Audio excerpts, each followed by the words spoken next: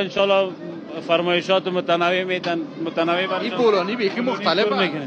یا همین بولانی پیتزایی مستقبلی ها. پیتزایی میکنه. پیتزایی بله بله. به اندازه چند بولانی ساده است؟ به اندازه 2 بولانی است. دو چند میاد؟ 2 چند بولانی ساده خود ما البته دیگه از بازار نه. بله. کسایی که فرمایش میتن شما بولانی پیتزایی درست میکنین؟ بله بله پیتزایی درست میکنیم. تخم داره، سوسیس داره، ترکوری داره، مرچ دلمه و کرم دیگه، بعض مسالجات چیزایی که ضرورتش است داره.